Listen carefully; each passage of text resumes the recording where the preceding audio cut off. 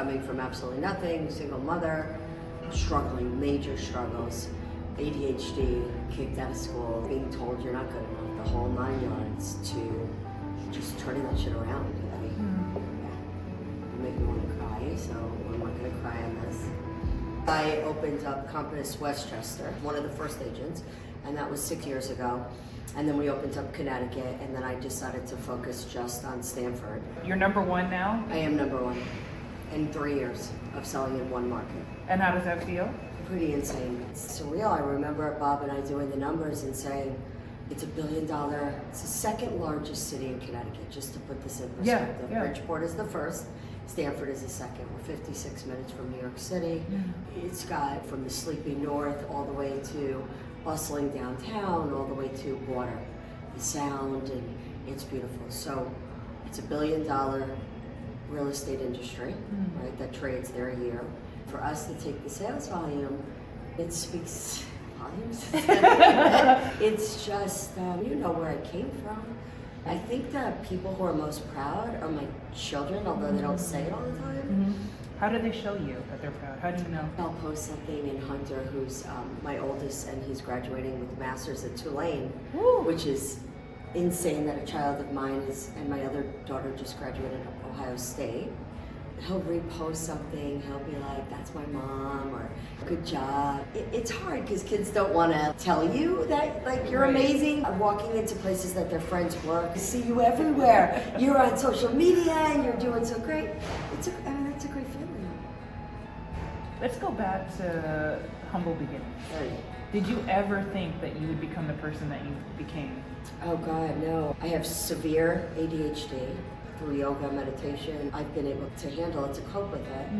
But I got kicked out of every school, fist fights. I come from a broken family, and when I say broken, I mean broken in every way. My mother was a single mother. My mother said, you could do whatever you want to do. Like, legitimately, if you dream it, you can do it. She was like the original mindset person, and she never stopped. She didn't see me get this successful because she died of a horrible cancer. When she died, it triggered in my head, like, you could do better than this. Like, live your mom's dream. Bob and I both said, let's work as hard as we can, see where it gets us. Right. The Women of Stamford was born out of that, out of my mother's memory, which now has about 10,000 women following on all the different social media channels. We also just reopened for subscriptions. What I focus on is teaching other women how to do business, because that's what I know. But long answer to your question, did I think I would ever end up here? Hell no. I mean, through homeless, through drugs, I've seen it all. I've been through it all, and here I am. First of all, that's amazing. I just really want to sit with it and have you reflect and acknowledge how amazing that is. I learned the difference between gratitude and acknowledgement. Gratitude is for the things that you had no control over and you're just thankful. Acknowledgement is having thanks for the things that you can control. And I just want to make sure that you sit and really acknowledge the fact that you're here. How did you leave scarcity to the land of abundance? Imagine you have a moving truck and you're leaving a city called Scare City and you're moving into the land of abundance. What did that look like? How did you know when it was time to pack and make that move?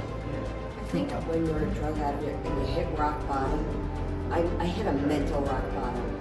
I knew that I wanted more. I don't just mean things. I just wanted not to have to wake up and worry about little things. I live in a 2-family house.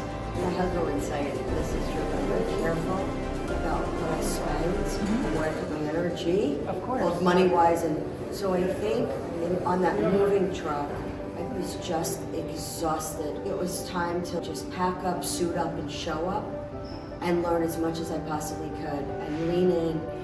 But I think that, and I tell people this, like, what is your number one suggestion for someone starting? In anything, it's literally, when you're attached to an outcome, it never goes right. You can't be attached to an outcome.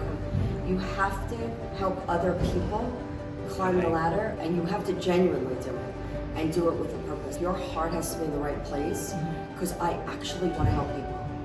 I think it was just tired of being tired. You know? Yeah.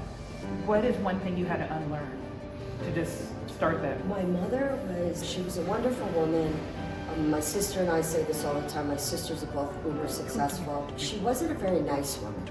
She worked at Bergdorf Goodman for many years. We owned a flower shop together in New York City, one of the most successful, largest flower shops. I learned how to do flowers, and she said, let's open a flower shop. So we opened a flower shop in New York City. She could be really nasty, and I think my first thought is never the right one. If I'm thinking something, I have to stop and count, literally, and turn my brain around, because my first thought is always negative. It's mean. It's the truth. I have to be like, I don't like that person. Stop. Just then don't spend 10 minutes talking to that person. Just say hello. Don't give them your energy. The energy is currency. And I spend so much energy on negative bullshit.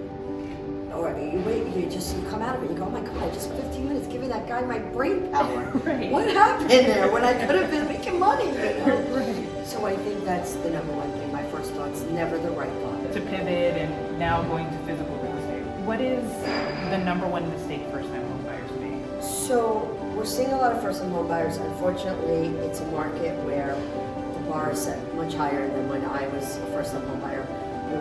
I bought a condo, and then I used the condo to buy up to a bigger condo, and then from that townhouse, then a house, and it was easier to do that.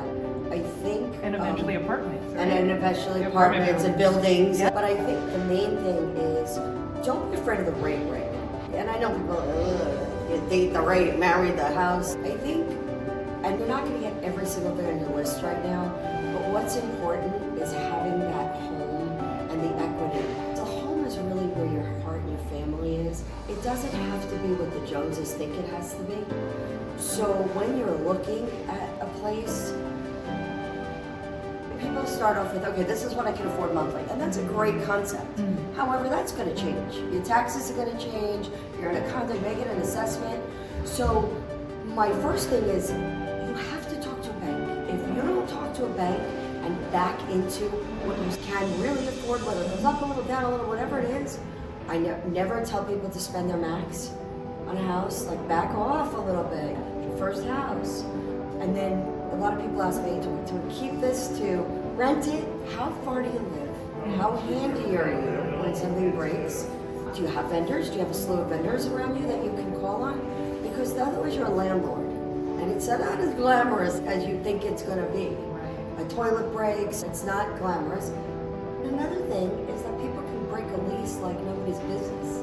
If you think you've got a great tenant in there for 2 years, it's not that easy. Just talk to a bank. If it's not your forever home, it's your 5 to 7 year plan, step back a little bit. Spend all your money. Be comfortable. Because you're going to regret it. You're going to have this big house that you impressing. When you're right? Mike and I have been talking a lot about external validation versus internal validation. Are you doing it for your neighbors or other people to come over? Or are you doing it for yourself? Once you're able to make that discernment, life is so much easier, right? Because then you're doing things for you. How are you making that discernment every day? How are you saying, how do I choose this versus this? Is this for other people? Is this for me? How are you able to do that? I think at 57 years old, the first thing is, I'm learning, you gotta take care of yourself, your mind, body, and soul. Waking up, doing the right thing, working out, journaling. It's for real. How you start your day is how you, when I'm in the middle of the day and I feel off, I think back to, what didn't I do today to put me in this situation? I think that's important. You get to a point where you're just tired of caring about what other people think. When I first moved to Stamford, a big house in Jackson Hole, lived in Connecticut, and we had to sell that house too. We were hitting rock bottom, and we had to rent a house, going from an enormous house to a 2-family house that we're renting with 2 dogs and 2 kids. It was probably the lowest point in my life until I had to walk into the JCC and beg them to give us a grant to have my kids go to school, because I knew I wanted them to go there. And that was part of why I moved there. I'm Jewish and I love the community. The best point was being able to put other kids through the JCC, to give back like that. I'm tired of keeping up with the Joneses. Since we've been living in this house for almost 20 years, we just redid our deck. And now we're redoing the kitchen. I didn't have a primary bathroom. I walk into $3-4 million houses and they're like, oh, and I'm like, okay, I don't have a primary bathroom. I share with my kids. And I'm okay with that. So that I could be here today and better myself by being here with people like you. Like, you're just careful of where you spend your money, your energy, your time, all of it. I strongly believe in all of that. I think it's all currency, right? Attention is currency, physical money, all of it. And it's something that you don't waste. You're very intentional about where you put things.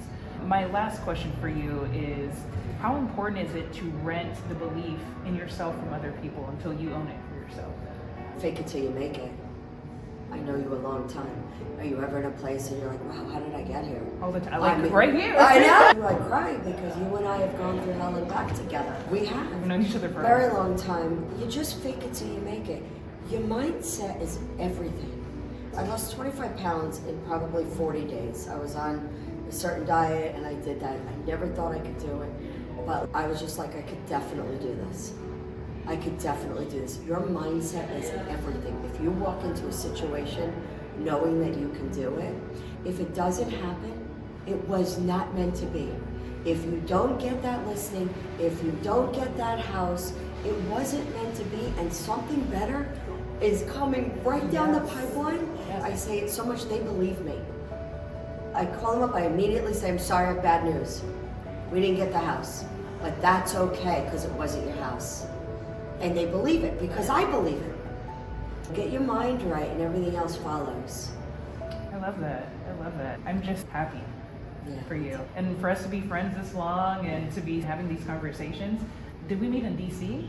I think we met Tennessee. Maybe, or in Brooklyn together. Remember? I lost my license going to the party. Yeah. And you called me up and you're like, are you okay? And I'm like, I'm okay. But you heard it in my voice and you came running.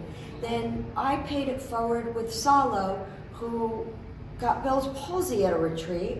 And everybody was like, and I'm like, let's go. Like, I see you. That's when I see you and I'm genuine. If I would have said to him, good luck, call me when you're at the hospital, walk the walk. Don't talk the talk, walk the walk. If you're genuine and you show who you really are, people will get it. And the ones who don't, it's like that house. It's not for you. It's not for you. Let it go. The faster you let shit go, the more comes into your life. And I'm looking forward to doing this again with you. I feel in a couple of years we'll ask similar questions or just see where you are. It just keeps getting better and better. And I'm proud of you because I've watched your journey. And it's not easy as a black woman breaking into not only a company, a city, and starting a movement you've started. So kudos to you. It's not easy for a Jewish woman, a black woman. Was it ever? I don't know. But it's worse now. So that's why you gotta pass down integrity to your kids. Right. That's why you have to pass down a mindset. And that's how this whole podcast started, realizing that the most valuable piece of real estate you can own is your mind. 100%. And the best way to pass it down is to have these conversations so your kids can watch. Have these conversations so other people who are watching this know they're not alone, regardless of where they are in their journey. Because of social media and after COVID, everybody feels alone. I feel more alone, which is why I started the Women of Stamford, so that people can connect to other women. I could do what I do best, which is show people how to run businesses. This is my path. It's what I was meant to do. And I can think it's like the lotus flower, right? You have to go through that so you can emerge a beautiful flower. Thank you for having me. Yeah, thanks for coming.